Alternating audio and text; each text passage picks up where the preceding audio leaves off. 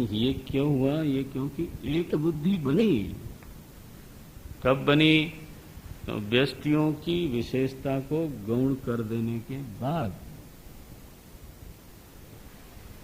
तब हम बोलते हैं मनुष्य एक बुद्धिमान प्राणी, मनुष्य एक सामाजिक प्राणी है। ये बोलते हैं एक बुद्धि विषयतया। हमारी बुद्धि जब असंख्य होने पर भी एक को विषय ग्रहण करती है, एक को विषय बनाती है। हमारे मन में बार बार आ रहा है, चलो बोल ही देते हैं। सूक्ष्म शरीर सामान्य को, सूक्ष्म शरीर सामान्य को समष्टि सूक्ष्म शरीर कहेंगे। बिल्कुल टेक्निकल है, पारिभाषिक है, शास्त्रीय भाषा का प्रयोग हुआ, लेकिन इससे बेहतर एक्सप्रेशन क्या होगा? सूक्ष्म शरीर सामान्य को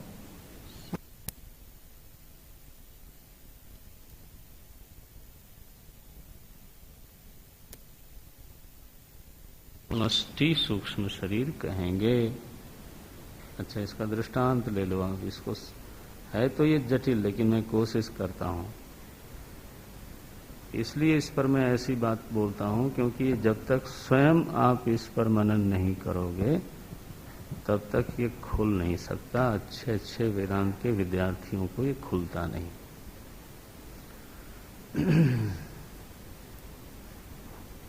जैसे मनुष्य समाज जो है वो क्या है? मनुष्यत्व तो सामान्य को ही मनुष्य समाज बोलते हैं ना। सामान्य विशेष कभी पढ़ाया कि नहीं? मैंने नहीं पढ़ाया, मैंने नहीं पढ़ाया। आपको मालूम है?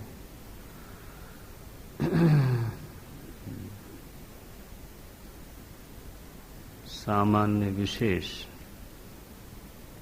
तो जैसे एक मनुष्य जो है वो विशेष है, वो व्यक्ति है, लेकिन व्यक्ति सामान्य को फिर मनुष्य बोलेंगे। व्यक्ति सामान्य को मानव जाति बोल देते हैं। ठीक है ना? हर व्यक्तियों की विशेषता हटा दी गई और बुद्धि में उनका एक सामान्य बनाया गया। सामान्य हमेशा व्यापक होता है, विशेष अल्प होता है। अंग्रेजी में इसका ऑर्डिनरी ट्रांसलेशन मत कर देना आप।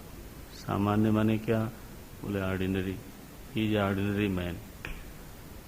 तो ऐसा नहीं बोलना आप। सामान्य शब्द पारिभाषिक है, उसका अभिप्राय होता है तो व्यापक है। पहले तो वही समझिए आप। घट सामान्य मिट्टी है ना? गोत्व सामान्य को गो जाति बोलते हैं।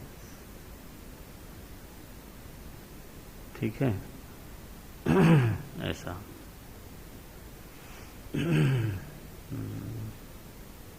कुछ समानता देख करके समूह बन गया, एक बुद्धि बन गई। जैसे भारत देश के निवासी लोग हैं और सभी नागरिक हैं, तो भारतीयता सामान्य को देख करके हमने 100 करोड़ लोगों को क्या कहा? ये भारतीय हैं।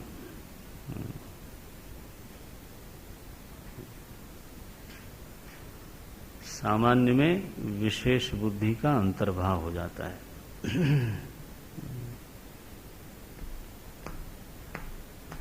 सामान्य में कुछ समता जरूर होनी चाहिए, तभी वो सामान्य बनेगा। जैसे मैंने कहा ना, मनुष्यत्व तो सामान्य से मनुष्य जाति बनेगी, है ना? गोत्व सामान्य से गौ जाति बनेगी, अश्वत्व सामान्य से तो अश्व जाति बनेगी, ऐसा। और जैसे ही विशेष कहा तो व्यष्टि हो गया।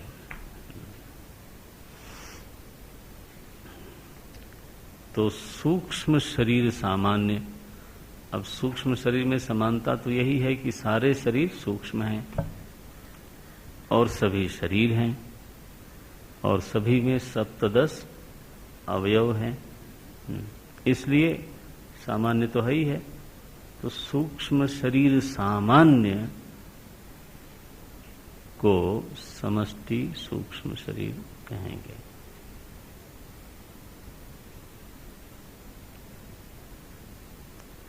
एक बुद्धि विषयतया कैसा बोलते हैं? अत्रापि अखिल सूक्ष्म शरीर एक बुद्धि विषयतया समष्टि भवति, समष्टि हो जाती है। कैसे? तो दृष्टांत वही का वही देते हैं। क्या? वनवत जलाशय वद्वा, जैसे वन और जैसे जलाशय अनेक वृक्षों की विशेषता को गौण करके वृक्ष सामान्य से उपलक्षित जो बुद्धि है, फिर उसको हम वन बोलते हैं। वृक्ष सामान्य से उपलक्षित को वन बोलते हैं। उपलक्षित माने नजदीक से दिखा दिया उसको, उसने लक्षित कर दिया। हमारी बुद्धि में वृक्षों की एक समानता बनी, एक समूह भाव जगा, और इस समूह भाव से एक चीज दिखाई देने लगी, एक समथिंग यू आर विजुअलाइजिंग, जिसको आपने कहा क्या? वन। गौ जाति, तो गोत्व सामान्य से उपलक्षित, लक्षित ऐसा शब्द बनता है, देखते हो? गौ गोत्व सामान्य से उपलक्षित गौ जाती है। इस तरह से वृक्ष सामान्य से उपलक्षित वन है। देखो, और जलकणों के सामान्य से उपलक्षित जलाशय है। तो जब जलकण आपकी बुद्धि से लुप्त हो जाएं, उनका समूह ही हमारी बुद्धि में हो, और वह समूह भी एक बुद्धि का विषय हो। एक जलाशय है बस, तब फिर जाके जलाशय बुद्धि आवेगी। वनवद जलाशय वद्वा समष्टि, और उसी चीज को, बिल्कुल कोई चीज बदली नहीं, उसी चीज को अनेक बुद्धि विषयतया, अनेक बुद्धि विषयतया वृक्षवत जलवत वा व्यष्टिरपि भवति। तो जब हम उसी दृश्य को अलग अलग बुद्धि बना बना के देखते हैं, ये वृक्ष ऐसा है, ये वृक्ष ऐसा है, ये वृक्ष ऐसा है, ये वृक्ष ऐसा है, दृश्य वही है, वन का दृश्य है। लेकिन अब एक बुद्धि नहीं बन रही है, क्या बन रही है? अनेक बुद्धि बन रही है। इदम वृक्षम ईदृशम, इदम वृक्षम ईदृशम, इदम वृक्षम ईदृशम। जब हम उसी दृश्य में अनेक बुद्धि देखते हैं, तब व्यष्टिरपि भवति। उसी दृश्य में फिर व्यष्टि होता है। इसी तरह से सूक्ष्म शरीरों की अनेकता पर जिसकी दृष्टि है, विशेषता पर जिसकी दृष्टि है, तो वो तो व्यष्टि सूक्ष्म शरीर को देख रहा है। लेकिन सूक्ष्म शरीरों की के सामान्यांश पर जिसकी दृष्टि है, तो वह बोलेगा कि समष्टि सूक्ष्म शरीर है। यहाँ पर एक बहुत विचित्र है। अखिल सूक्ष्म शरीरम एक बुद्धि विषयतया वनवत जलाशय वदवा समष्टि ही अनेक बुद्धि विषयतया वृक्षवत जलवद्वा व्यष्टिरपि भवति। ये तो हो गई उपाधि। अब आई उपहित की बात। ये एक छोटे मियाँ तो छोटे मियाँ, बड़े मियाँ सुभान अल्लाह होने वाले हैं। ये क्या बोलते हैं एतत् समष्टि उपहितम चैतन्यम। किसमें? बोले समष्टि में। इस समष्टि बुद्धि में जो उपहित चेतन है उसको बोलते हैं सूत्रात्मा, हिरण्यगर्भः, प्राणः च इति उच्यते। उसको हिरण्यगर्भ बोलते हैं, सूत्रात्मा बोलते हैं चकार से, और प्राण भी बोलते हैं। किसको? उपहित चेतन को। समष्टि बुद्धि में उपहित चेतन को सूत्रात्मा, हिरण्यगर्भ, प्राण बोलते हैं। ओम नारायण। तो बोले व्यष्टि सूक्ष्म शरीर में जो उपहित चेतन है उसको आप तेजस बोलते हो। ठीक है, तेजस बोलते हो। तो ये सूत्रात्मा क्या हुआ महाराज? तेजस तो समझ में आता है कि हमारा एक सूक्ष्म शरीर है और उसका अभिमानी चेतन भी है। तो सूक्ष्म शरीराभिमानी चेतन को क्या बोलेंगे? तेजस बोलेंगे। और ऐसे सारे सूक्ष्म शरीरों का एक अभिमानी, एक एक अभिमानी तो है ही है। हम सभी तेजस बैठे हैं। तो ये सूत्रात्मा का अलग से कौन सा सूक्ष्म शरीर हुआ जिसमें कि वो चेतन उपहित होगा? है? नहीं है। तो फिर ये सूत्रात्मा कहाँ से आ गया? जब सभी तेजस बने बैठे हैं, and every subtle body is occupied by Chetan already, जब सारे सूक्ष्म शरीर का अभिमानी अलग अलग है ही,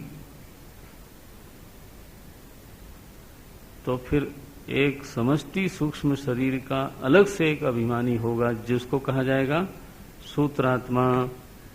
वो कौन है भाई? वो कौन है मेरे मालिक?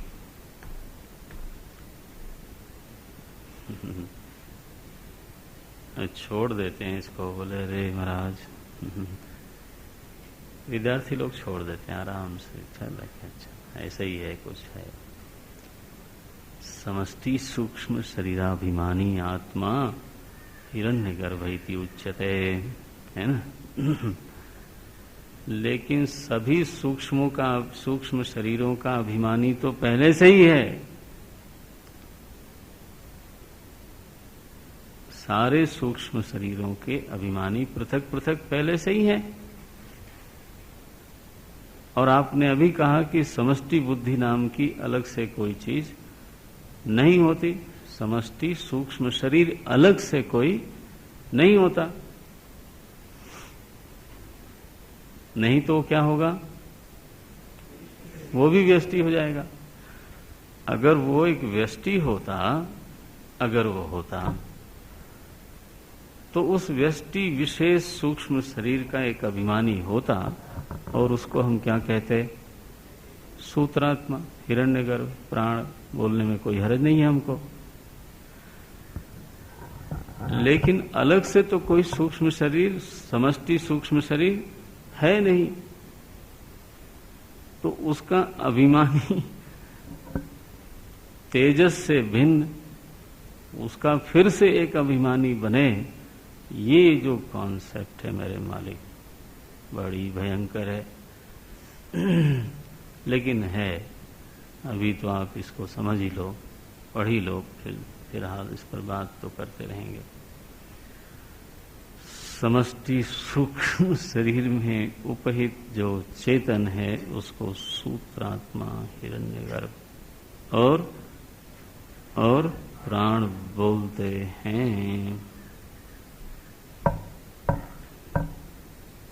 कौन है वो?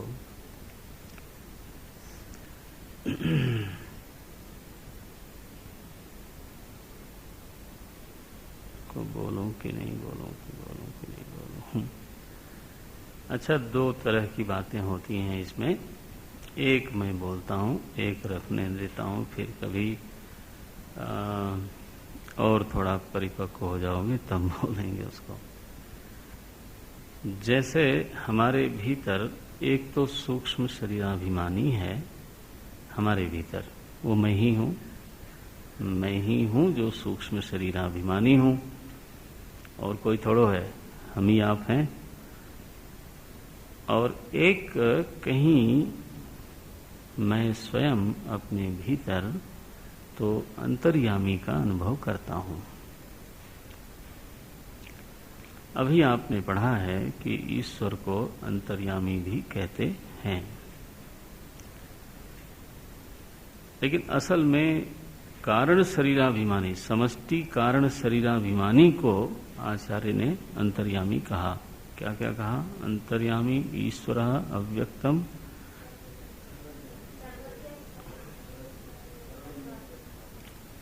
यह तो गुणकम हुआ, जगत कारण। तो गुणकम अलग रखना, व्यपदिश्यते नाम अलग रखना, वो दोनों का फर्क है। वो बोला है मैंने कि दोनों को अलग रखना चाहिए। तो अंतर्यामी असल में तो अंतःकरण की अपेक्षा से वो अंतर्यामी होता है। अंतर्यामी शब्द का अर्थ होता है अंतः स्थितः सन् नियमयति सर्वान्, सभी के अंतर्देश में रह करके तो सभी का जो नियमन करता है उसको अंतर्यामी कहते हैं। वह अचेतन तो नहीं है तो वो चेतन ही, और वह सूक्ष्म शरीर का अभिमानी भी नहीं है, क्योंकि सूक्ष्म शरीर के अभिमानी को क्या करता है? नियंत्रित करता है। सूक्ष्म शरीर के अभिमानी का ही नियमन करता है, इसलिए वह स्वयं सूक्ष्म शरीराभिमानी नहीं हो सकता। सूक्ष्म शरीराभिमानी, मनोमयादि कोश का अभिमानी, एक इच्छा करा उसने कि ये चाहिए, और भीतर से किसी ने कहा ये नहीं करना चाहिए तुमको, ठीक है? तो नियम्य नियामक एक नहीं होते, नियम्य नियामक हमेशा दो होते हैं, पृथक पृथक होते हैं। नियम्य है अभिमानी और नियामक है अंतर्यामी।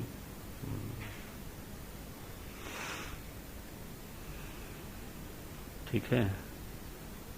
अच्छा, हम सभी के भीतर ये अंतर्यामी का वास है, हम सभी के भीतर है।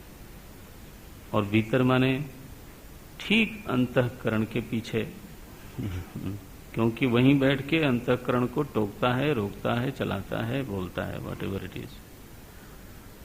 अब देखो, ठीक है? और वहीं पर अंतःकरणाभिमानी भी है। ये बड़ी समस्या है, और इसलिए पुरंजनोपाख्यान पता नहीं आज क्यों दो बार आ गया। तो पुरंजनोपाख्यान में वो जो पुरंजन है उसका एक सखा है, उसका नाम है अविज्ञात सखा।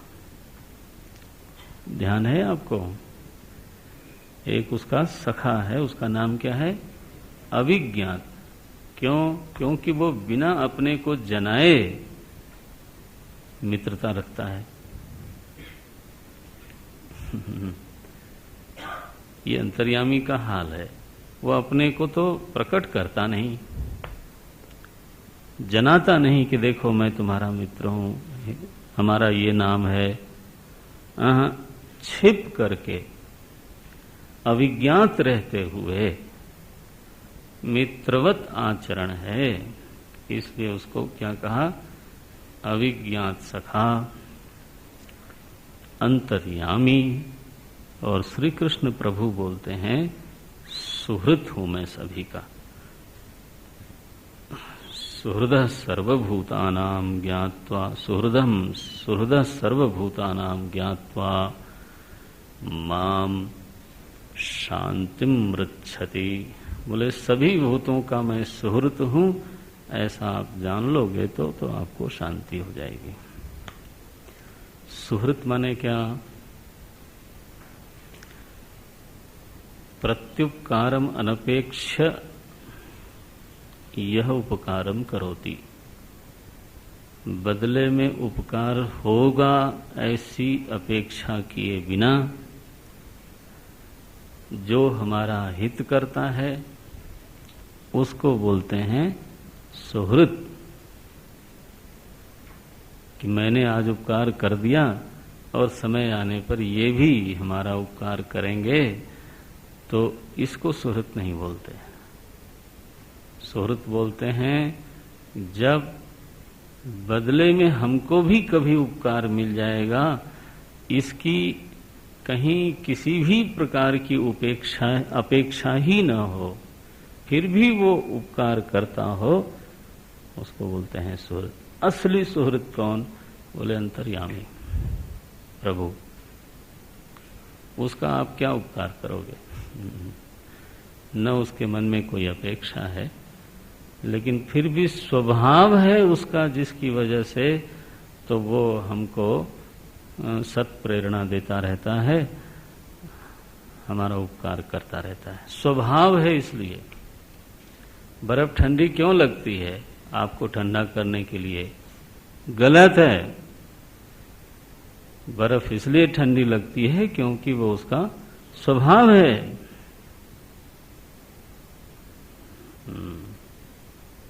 तो प्रभु क्यों हमारे साथ सुहृद संबंध रखते हैं, मित्रता का संबंध रखते हैं? क्योंकि ये उनका स्वभाव है। हर समय हम निमित्त खोजते हैं, नहीं नहीं कोई तो निमित्त होगा। अरे निमित्त तो उसका स्वभाव ही है। श्रुति ने इसको बोला, द्वा सुपर्णा सयुजा सखाया। देखो, दो सुंदर सुंदर पंख वाले पक्षी हैं और दोनों परस्पर सखा हैं, नैसर्गिक सखा हैं। ये कोई संबंध बनाया नहीं गया है, बना हुआ है। द्वा सुपर्णा सयुजा सखाया समानम वृक्षम परिशस्व जातम इत्यादि। तो देखो, ये है अंतर्यामी। और वो सारे सूक्ष्म शरीरों से संबद्ध है कि नहीं? है। अब बलम बताओ, सारे सूक्ष्म शरीरों की उपाधि से यदि उसको आप देखोगे तो क्या कहलाएगा? सूत्रात्मा। सूत्रवत सर्वस्मिन् सूक्ष्म शरीरे गतः अनुगतः। सूत्र किसको बोलते हैं? जो हर फूलों में गया हुआ हो। एक माला है जिसमें एक फूल दूसरे फूल से अलग है, लेकिन सूत्र तो सारे फूलों में एक ही है। ठीक है? नहीं? थक गए लगता है, बुद्धि को स्टेमिना बढ़ाओ। अरे भाई, सरल भाषा है, सरल बात है। कुछ बच्चे लोग थके हुए से लगते हैं। माला एक है तो उस माला में फूल कितने? अनेक। लेकिन सारे फूलों में धागा? हाँ। तो धागे को सूत्रात्मा, सूत्र कहते क्यों हो उसको? अनुस्यूतत्वात्, चूंकि वह सारे फूलों में गया हुआ है। इसी तरह से हमारे आपके सबके सूक्ष्म शरीर एक एक फूल हैं, आप ऐसा समझ लो। अब पता नहीं फूल हैं कि कांटे, वो मुझे मालूम नहीं। लेकिन फिर भी किसी का बड़ा सुगंधित फूल है, किसी का बहुत कुछ है। तो सभी के सूक्ष्म शरीर मानव फूल हैं और सभी फूलों का एक अंतर्यामी है। सब में अनुगत होने के नाते तो क्या बना वो? सूत्रात्मा। और चूंकि समष्टि बुद्धि से जुड़ा हुआ है, इसलिए उसको समष्टि बुद्धि में उपहित चेतन बोलेंगे।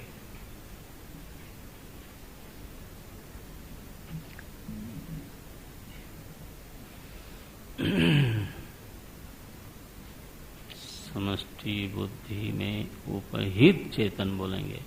व्यष्टि बुद्धि में तो उपहित आप स्वयं हो, लेकिन सभी बुद्धियों में अनुगत, सभी बुद्धियों का उपकारी, सभी बुद्धियों का सखा। वाह! जो है वो अंतर्यामी ही है।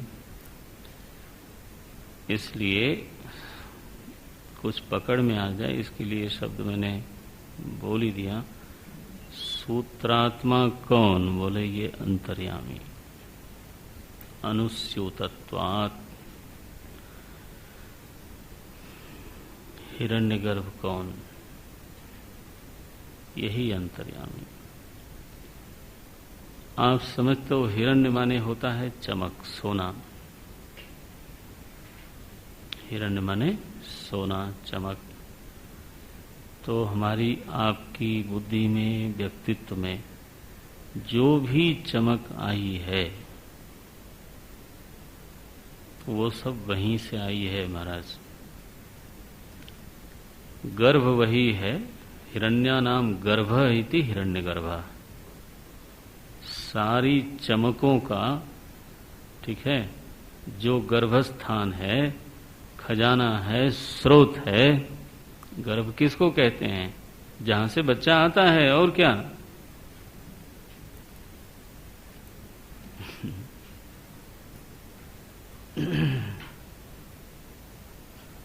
सारे दुख जहां से आते हैं, भगवान ने उसको कहा दुख गर्भ। आप समझते हो? दुख गर्भ कहा। कहां कहा? अब गीता पढ़ने वाले लोग गड़बड़ाए। हाँ, ये ही संस्पर्शजा भोगा। हाँ वही बात है, एक शब्द बदल दो तो बस गड़बड़ हो जाती है। अब योनय और गर्भ में क्या अंतर है? ये ही संस्पर्शजा भोगा दुख योनय एवते। देखो, तो दुख योनि क्यों कहा उसको? क्योंकि इस सारे दुख वहीं से जन्म लेते हैं। अच्छा, तो हिरण्यगर्भ माने क्या हुआ? कि सारा हिरण्य जहां से, जहां से जन्म ले उसको हिरण्यगर्भ कहते हैं। तो हमारी आपकी बुद्धि में जो थोड़ी बहुत टिमटिमाती हुई चमक है, आई टेल यू, टिमटिमाती भी है कि नहीं मालूम नहीं हमको लगता होगा कि हम तो बस महामहिम बुद्धि राशि हैं, लेकिन कुछ नहीं महाराज, एक कण भी नहीं होता जाके बल लवलेसते जिते चराचर झारी। रावण को लगता था मैंने इन्हीं भुजाओं से कैलाश उठाया है, तो हनुमान जी ने कहा वो एक कण भी नहीं है उसका। ये जो तुम अपने को समझते हो कुछ, ये है लवलेश। जिसको भी बल मिला, जिसको भी ज्ञान मिला, जिसको भी शक्ति मिली, ये चमक है दुनिया में। चमक, आदमी चमकता कैसे है? उसके पास ज्ञान हो, बल हो, शक्ति हो, सी, तब तो चमकता है ना। पावर नाउ देखो कैसे ऐठे हुए जा रहे हैं। स्रोत कौन है? क्या लिखते हैं भगवान? ज्ञान, इच्छा, क्रिया, शक्ति, मत। ये तो अब हम कल देखेंगे, लेकिन केवल आपको संकेत दिया कि हिरण्यगर्भ माने क्या? ज्ञान, इच्छा, क्रिया, शक्ति, मत। अरे वही है जो ज्ञान वाला है, क्रिया वाला है, शक्ति वाला है, स्रोत है, और उसी में से सबको मिलता है। राशि है वो। बड़ी घटिया सा दृष्टांत मेरे सुना हुआ है कभी किसी प्रवचनकार को, तो अब आ रहा है तो बोल ही देता हूं, क्या करूं, है बहुत ही घटिया, असाहित्यिक जिसको बोलते हैं। तो बोले आप सबके नलों में जो पानी आ रहा है ना उसकी वो टंकी है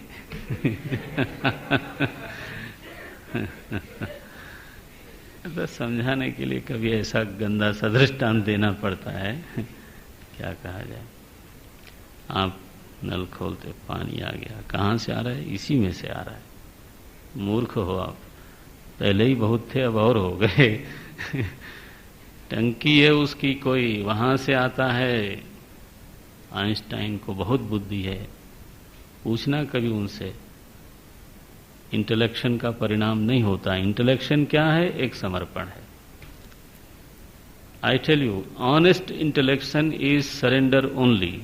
क्या? कि मैं यह विषय जानना चाहता हूं, जानना चाहता हूं, जानना ही चाहता हूं, और पूरी तरह से जब आप उसमें, इसलिए संस्कृत अंग्रेजी वालों ने कहा डिवोट किया, जब अपने आप को आपने, बहुत अच्छा शब्द उनका है। When you devote yourself in a certain area, then you get it. You don't find, please. You get it. You receive. इंटेलेक्शन क्या है? एक समर्पण है। ऑनेस्ट इंटेलेक्शन में जो बोल रहा हूं, जो एक ईमानदार बौद्धिक क्रिया है, वो समर्पण के अलावा कुछ नहीं है। और उस समर्पण का परिणाम, जिसने वो बौद्धिक क्रिया है वो जानता है कि मैंने रिसीव किया है। ये कोई मेरी बौद्धिक क्रिया का परिणाम नहीं है, बल्कि बौद्धिक क्रिया करने का एक प्रसाद है, आशीर्वाद मिला है।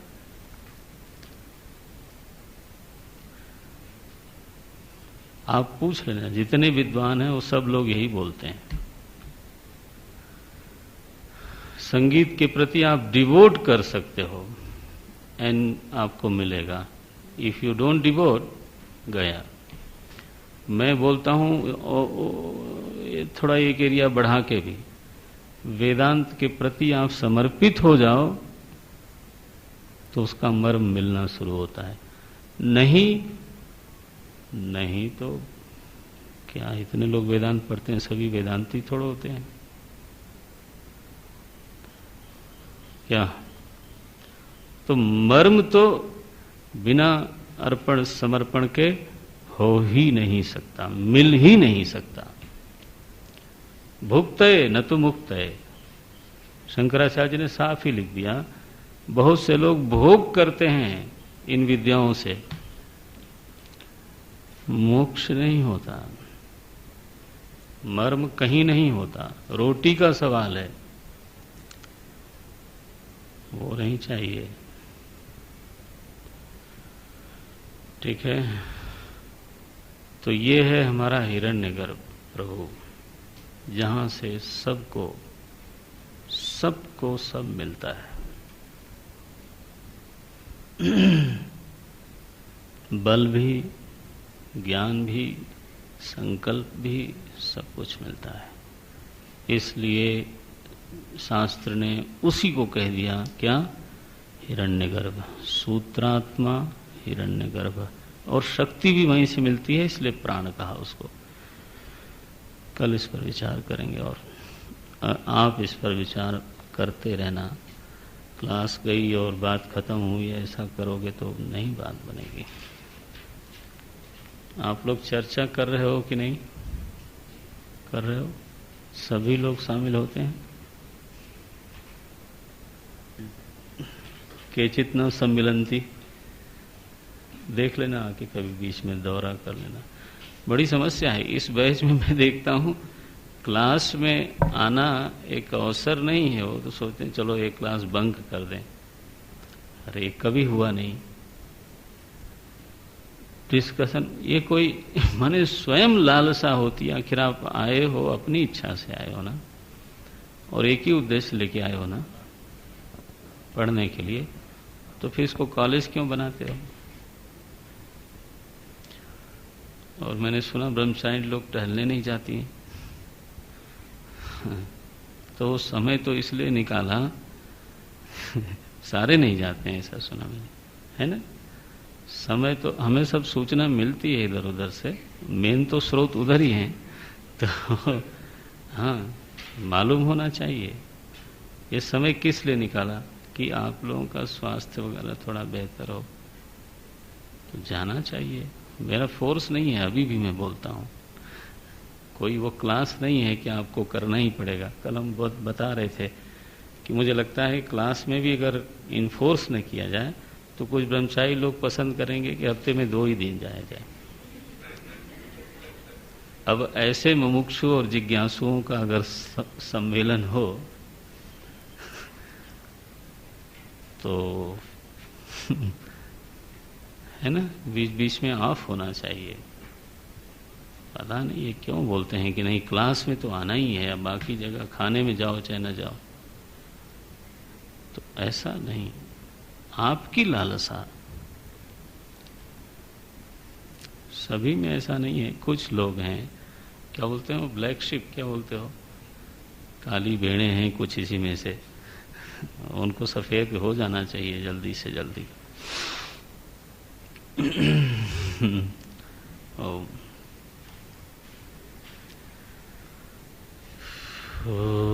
पूर्णमदः पूर्णमिदं पूर्णात् पूर्णमुदच्यते पूर्णस्य पूर्णमादाय पूर्णमेवावशिष्यते। ओम शांति शांति शांति। हरि ओम श्री गुरुभ्यो नमः। हरि ओम।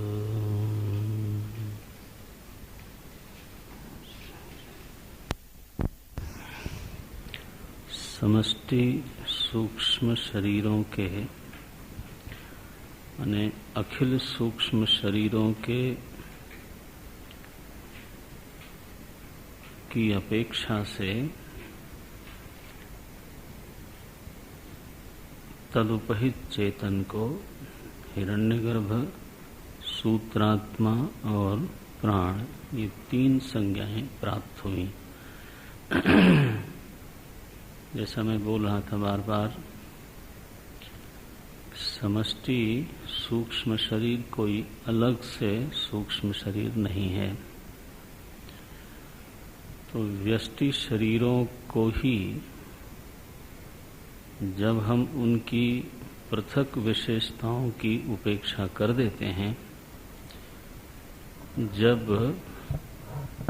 वो एक बुद्धि विषय बनते हैं, एक बुद्धि विषयतया,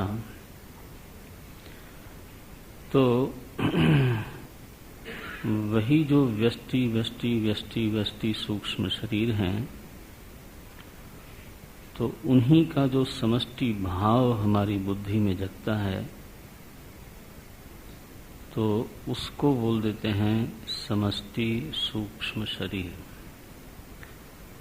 समष्टि सूक्ष्म शरीर कोई पृथक से एक और सूक्ष्म शरीर नहीं है।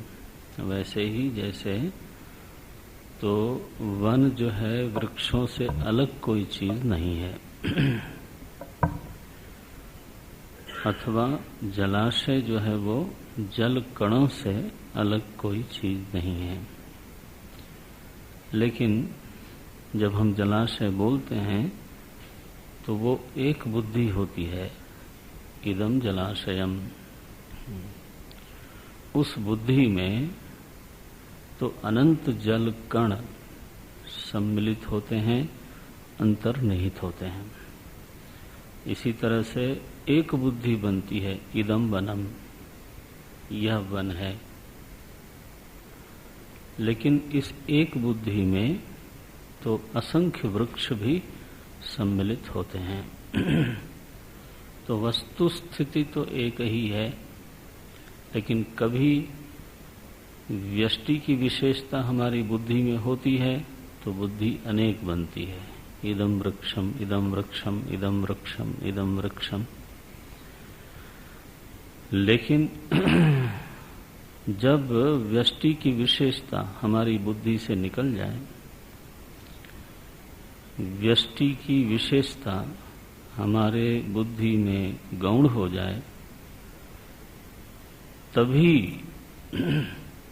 एक बुद्धि का उदय होता है। तो इदम वृक्षम नहीं होता, फिर इदम वनम। देखो, तो एक ही वस्तु स्थिति में कभी तो एक बुद्धि का उदय होता है और कभी कभी अनेक बुद्धि का भी उदय होता है। दोनों को सोचना चाहिए कि एक बुद्धि का उदय कब होता है और अनेक बुद्धि का उदय कब होता है। जब व्यष्टि की विशेषता पर ध्यान देते हैं तब अनेक बुद्धि का उदय अवश्य होना है, और जब व्यष्टि की विशेषता हमारी बुद्धि में गौण होती है तभी एक बुद्धि का उदय होता है। ये दोनों बुद्धियां हमारे भीतर ही उठती हैं, चाहे अनेक बुद्धि हो चाहे एक बुद्धि हो, लेकिन दोनों बुद्धियों के उठने का एक विज्ञान है। दोनों बुद्धियों के उठने का एक नियम है। क्या नियम है? अभी बोला था कि जैसे व्यष्टि की विशेषता जो हमारे ध्यान में होगी तब अनेक बुद्धि ही उठेगी, तब कभी भी एक बुद्धि का उदय नहीं होगा। लेकिन जैसे ही व्यष्टि की विशेषता हमारी दृष्टि में उपेक्षित हो जाए, व्यष्टि की विशेषता हमारी बुद्धि में गौण हो जाए, तो उसी दृश्य को फिर आप एक बुद्धि से ग्रहण कर लोगे और बोलोगे इदम वनः इदम वनम अथवा इदम जलाशयम। अच्छा, इसी तरह से असंख्य सूक्ष्म शरीर हैं। जब एक एक सूक्ष्म शरीर की विशेषता हमारे ध्यान में है तब इदम सूक्ष्म शरीरम इदम सूक्ष्म शरीरम इदम सूक्ष्म शरीरम, तो असंख्य सूक्ष्म शरीर हैं और सभी एक दूसरे से अलग हैं। सभी की अपनी अपनी विशेषताएं हैं, लेकिन जब सभी की अलग अलग विशेषताएं हमारी दृष्टि में गौण हो गई, ऐसा भाव बना कि हो इस स्थूल प्रपंच के ठीक पीछे एक सूक्ष्म प्रपंच है और उसी सूक्ष्म प्रपंच के द्वारा यह स्थूल प्रपंच स्पंदित हो रहा है। ये व्यष्टि में पहले घटा लेना। यह स्थूल शरीर स्थूल प्रपंच का हिस्सा है। यह स्थूल शरीर स्पंदित हो रहा है क्योंकि इसके पीछे सूक्ष्म शरीर विद्यमान है। ये मेरी वाणी व्यवहार कर रही है, मेरे हाथ हस्तपाद आदि व्यवहार कर रहे हैं, मेरे नेत्र व्यवहार कर रहे हैं, आपके कर्ण व्यवहार कर रहे हैं, है ना। तो मैं जिस चीज को देख रहा हूं वो तो है स्थूल, और स्पंदन देखता कहाँ हूं? बोले स्थूल में। लेकिन स्थूल में स्पंदन आया किस लिए? क्योंकि इसके ठीक पीछे सूक्ष्म है। जैसे व्यष्टि में ये एक घटना है, वैसे ही तो समष्टि स्थूल प्रपंच आज स्पंदित हो रहा है, जीवंत मालूम पड़ता है। तो वो केवल इसलिए क्योंकि इसके पीछे एक सूक्ष्म प्रपंच है।